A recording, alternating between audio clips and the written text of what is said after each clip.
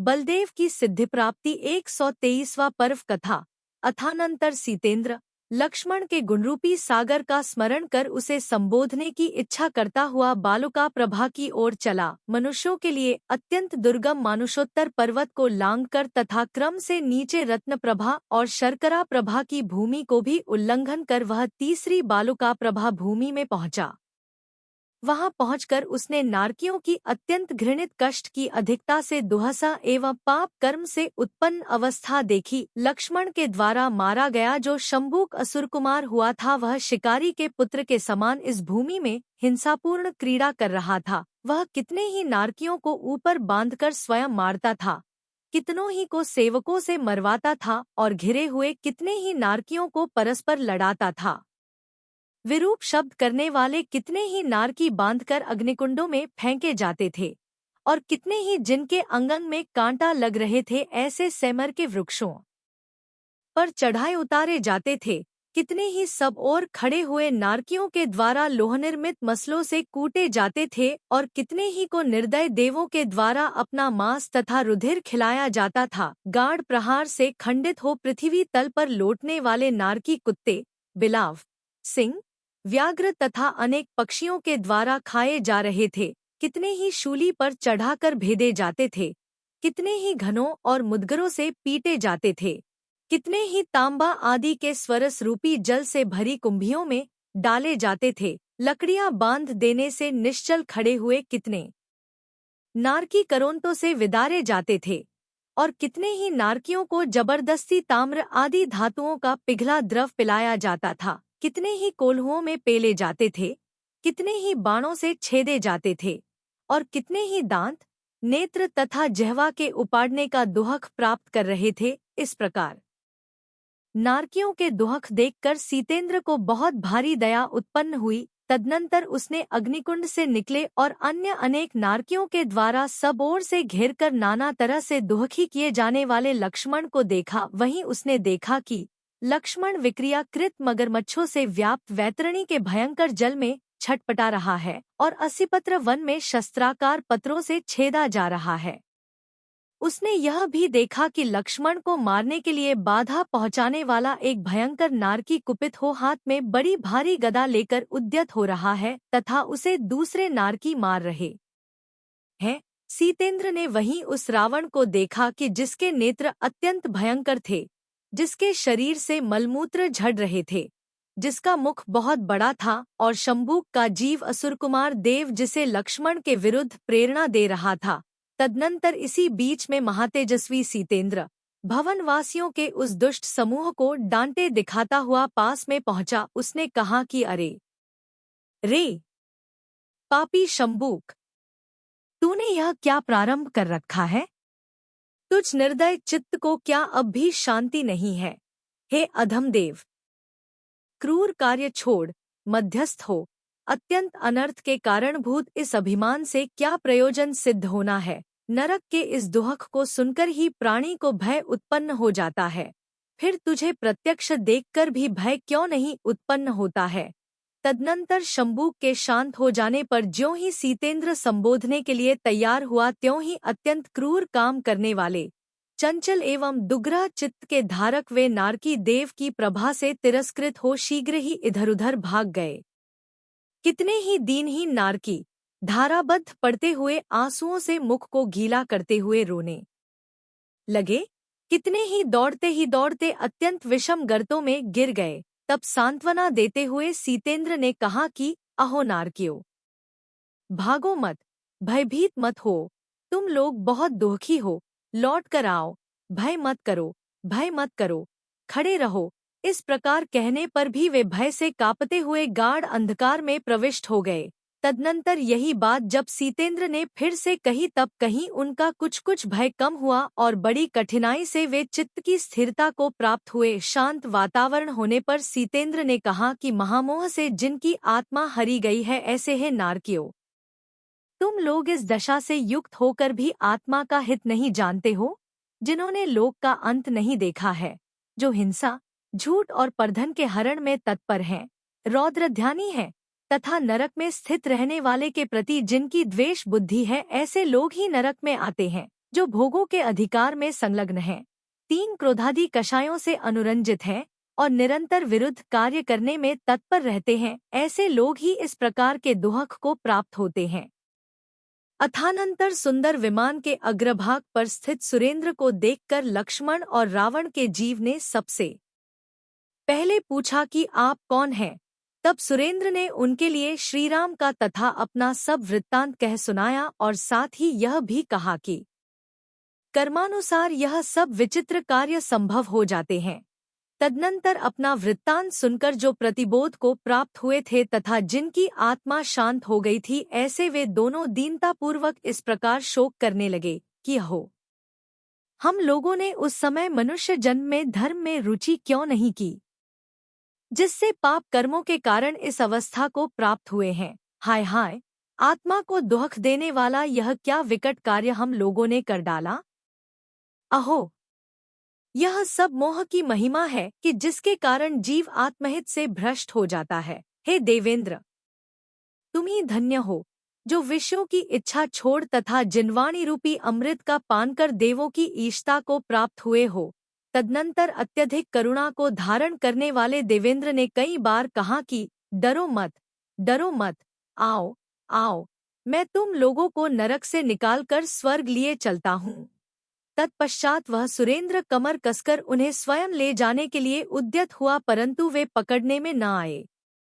जिस प्रकार अग्नि में तपाने से नवनीत पिघलकर रह जाता है, उसी प्रकार वे नारकी भी पिघलकर वहीं रह गए। इंद्र ने उन्हें उठाने के लिए सभी प्रयत्न किए पर वे उठाए नहीं जा सके।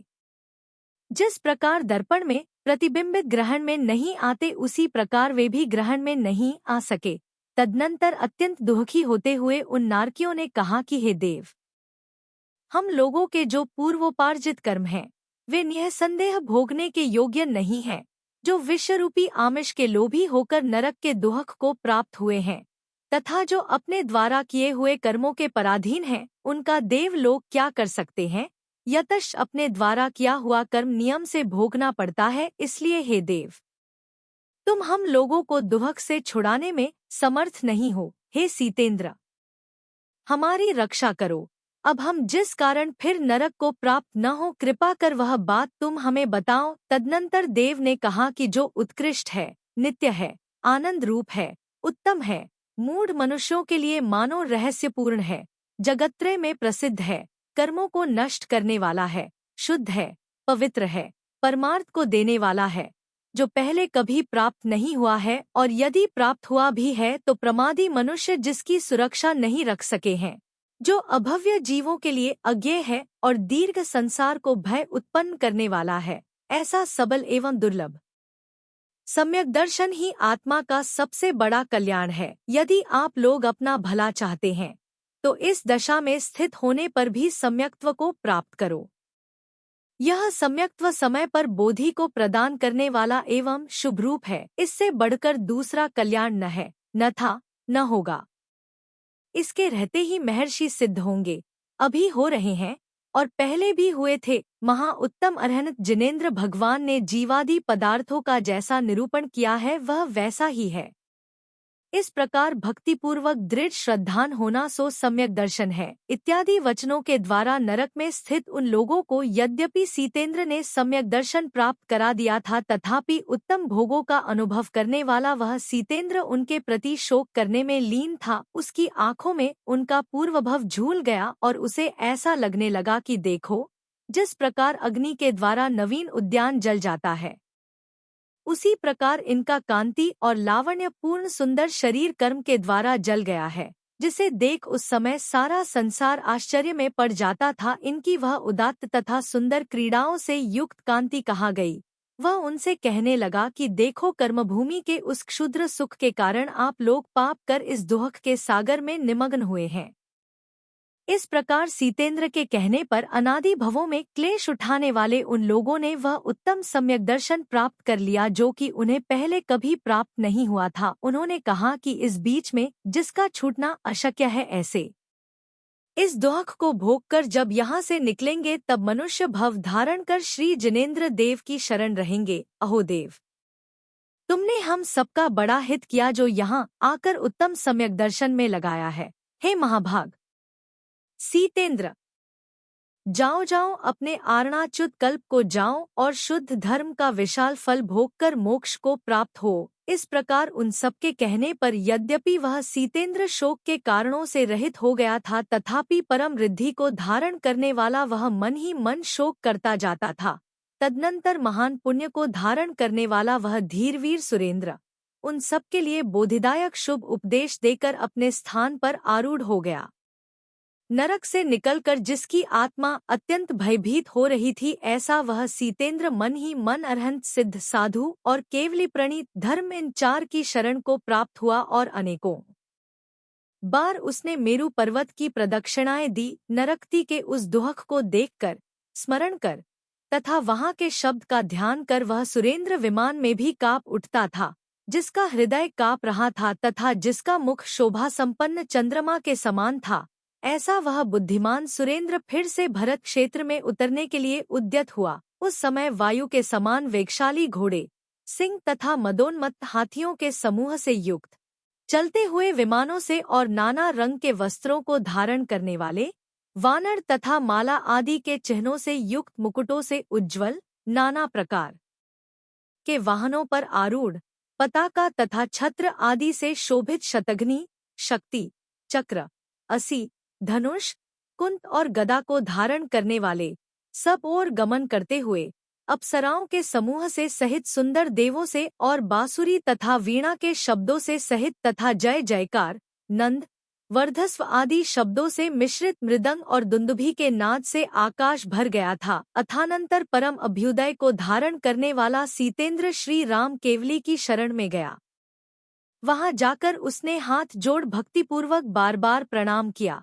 तदनंतर संसार सागर से पार होने के उपाय जानने के लिए जिसका अभिप्राय दृढ़ था, ऐसे उस विनयी सीतेंद्र ने श्री राम केवली की इस तरह स्तुति करना प्रारंभ किया। वह कहने लगा कि हे भगवन, आपने ध्यान रूपी वायु से युक्त तथा तप के द्वारा की हुई देदीप्यमान ज्ञान रूपी अग्नि से संसार रूपी अटवी को दग्ध कर दिया है। आपने शुद्ध लेशारूपी त्रिशूल के द्वारा मोहनीय कर्मरूपी शत्रु का घात किया है और दृढ़ वैराग्य रूपी वन के द्वारा स्नेहरूपी पिंजड़ा चूर चूर कर दिया है। हे नाथ, मैं संसार रूपी अटवी के बीच पड़ा जीवन मरण के संशय में झूल रहा हूँ। अतः हे मुनीन्द्र, हे भवसूदन, मेरे लिए शरण हुजिए। हे राम, आप प्राप्त करने योग्य सब पदार्थ प्राप्त कर चुके हैं, सब पदार्थों के ज्ञाता हैं, कृतकृत्य हैं और जगत के गुरु हैं। अतः मेरी रक्षा कीजिए, मेरा मन अत्यंत व्याकुल हो रहा है। श्री मुनि सुव्रतनाथ के शासन की अच्छी तरह सेवा कर आप विशाल तप के द्वारा संसार सागर के अंत को प्राप्त हुए हैं। हे राम, क्या यह तुम्हें उचित है जो तुम मुझे बिल्कुल छोड़ अकेले ही उन्नत निर्मल और अविनाशी पद को जा रहे हो? तदनंतर मुनिराज ने कहा कि हे सुरेंद्र, राग छोड़ो, क्योंकि वैराग्य में आरूढ़ मनुष्य की मुक्ति होती है और रागी मनुष्य का संसार में डूबना होता है। जिस प्रकार कंठ में शिला बांधकर भुजाओं से नदी नहीं तैरी जा सकती, उसी प्रकार रागादि से संसार नहीं तिरा जा सकता।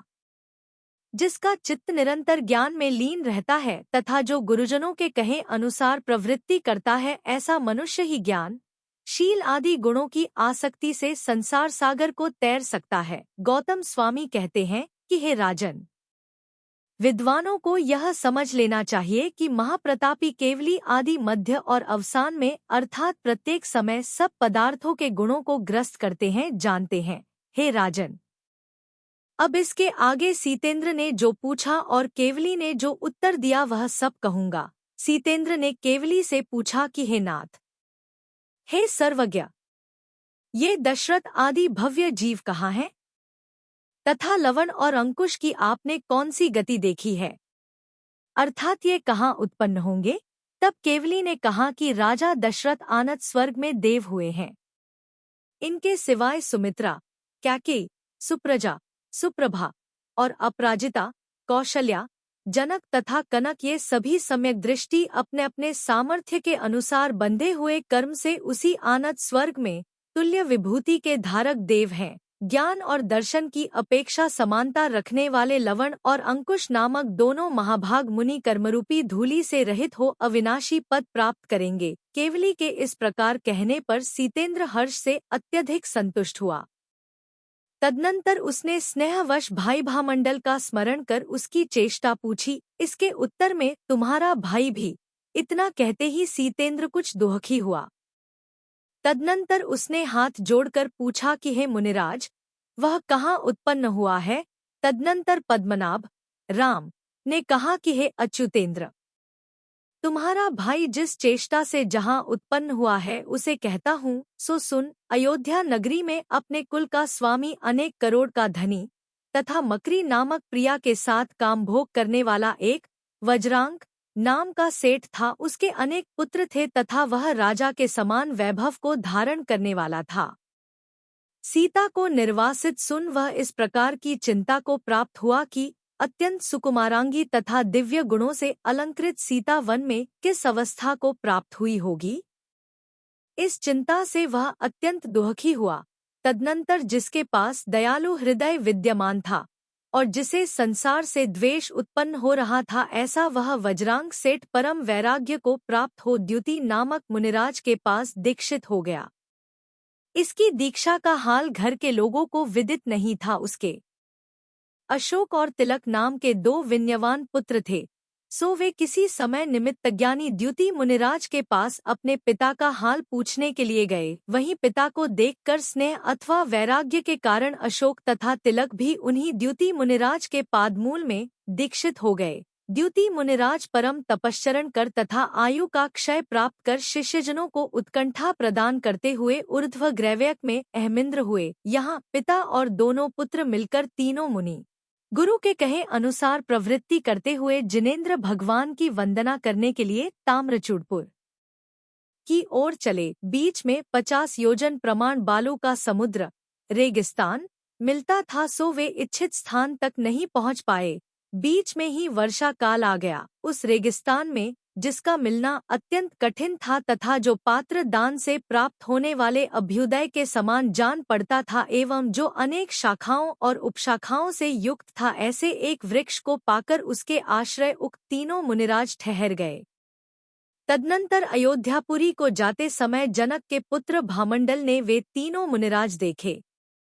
देखते ही इस पुण्यात्मा के मन में यह विचार आया कि ये मुनि आचार की रक्षा के निमित्त इस निर्जन वन में ठहर गए हैं, परंतु प्राण धारण के लिए आहार कहाँ करेंगे।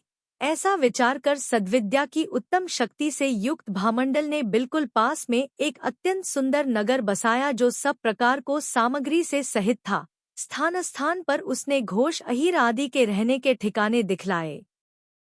तदनंतर अपने स्वाभाविक रूप में स्थित हो उसने विनयपूर्वक मुनियों के लिए नमस्कार किया। वह अपने परिजनों के साथ वहीं रहने लगा तथा योग्य देश काल में दृष्टिगोचर हुए सत्पुरुषों को भावपूर्वक न्याय के साथ हर्ष सहित भोजन कराने लगा।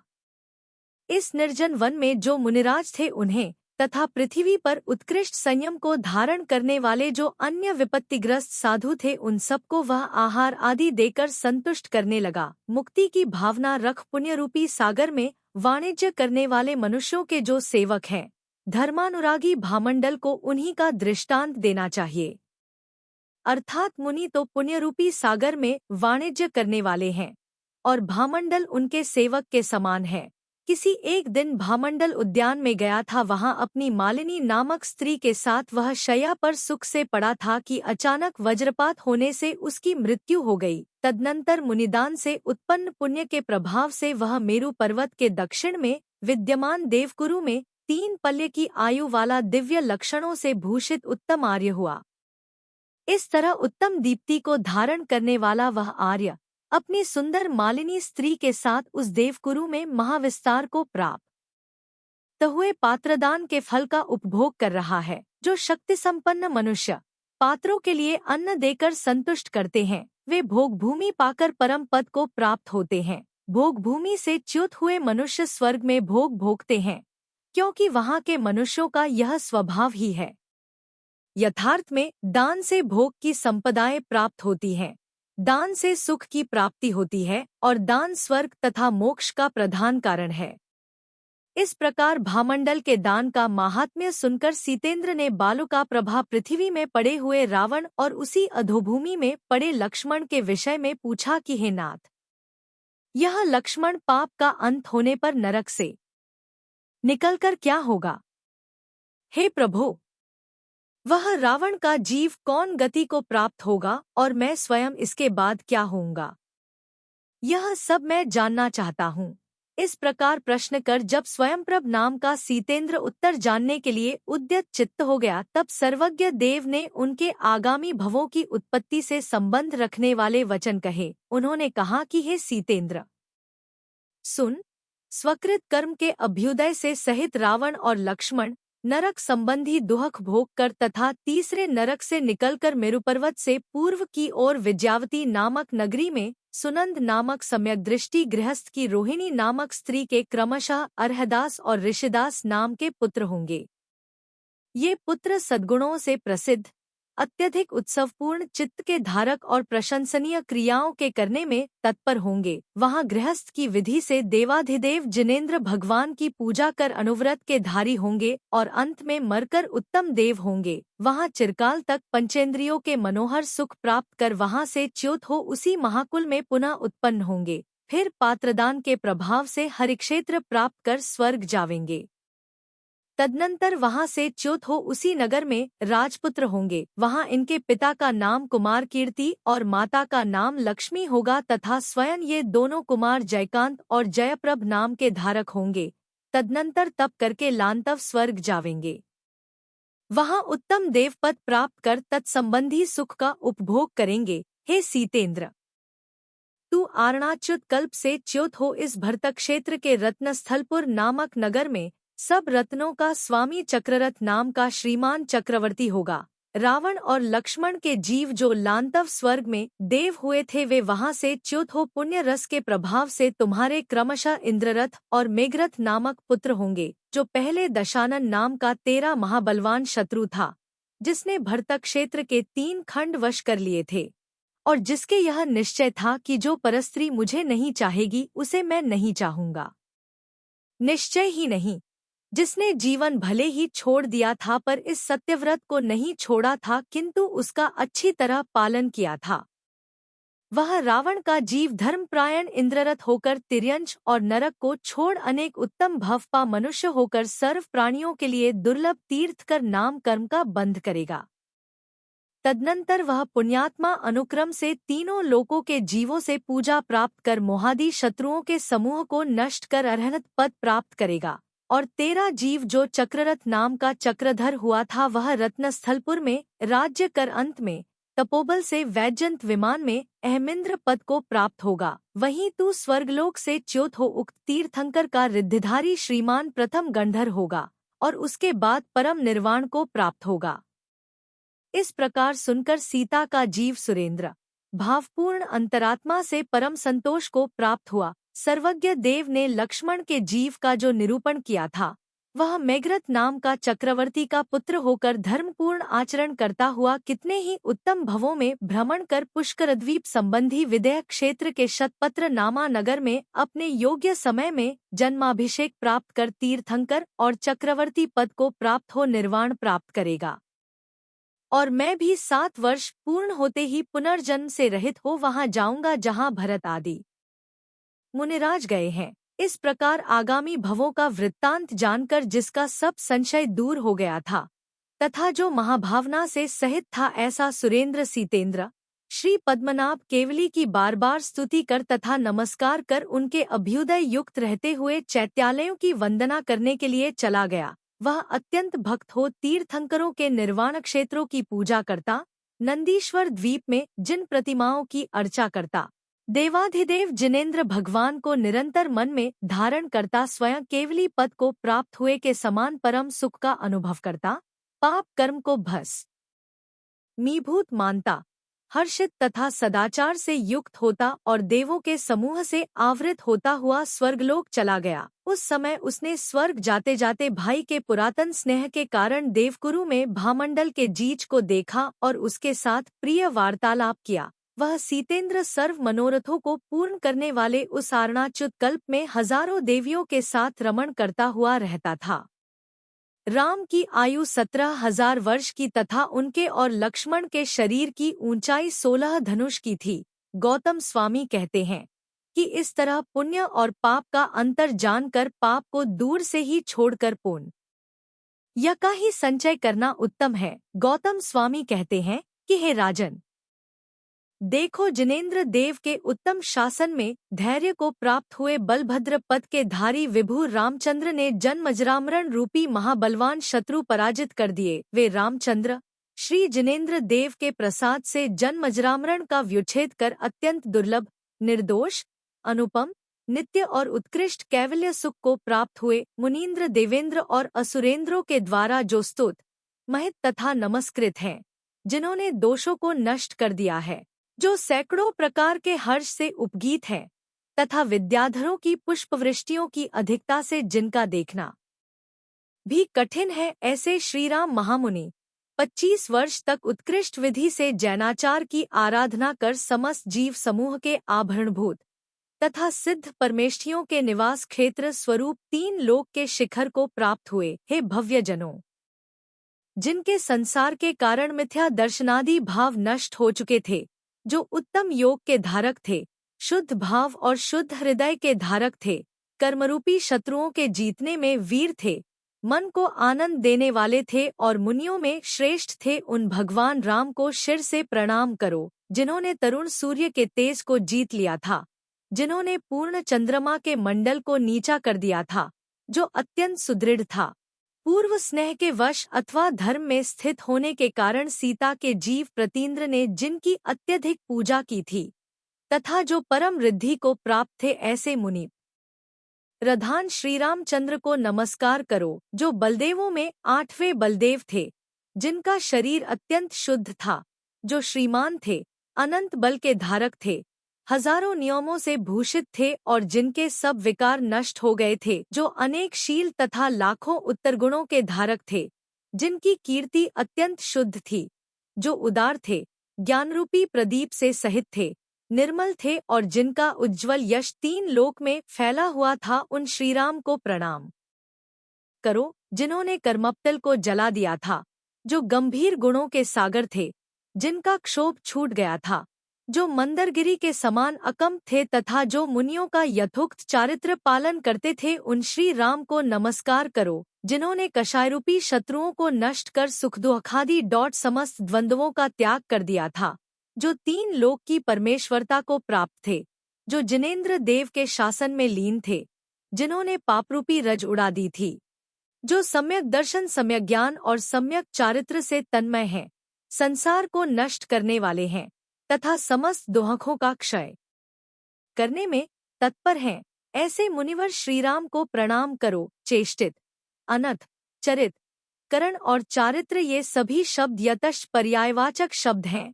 अतः राम को जो चेष्टा है वही रामायण कही गई है, जिसका हृदय आश्चर्य और हर्ष से आक्रांत है तथा जिसके अंतःकरण से सब शंकाएं निकल चुकी हैं। ऐसा जो मनुष्य प्रतिदिन भावपूर्ण मन से बलदेव के चरित्र को बांचता अथवा सुनता है, उसकी आयु वृद्धि को प्राप्त होती है, पुण्य बढ़ता है तथा तलवार खींचकर हाथ में धारण करने वाला भी शत्रु उसके साथ वैर नहीं करता है, अपितु शांति को प्राप्त हो जाता है।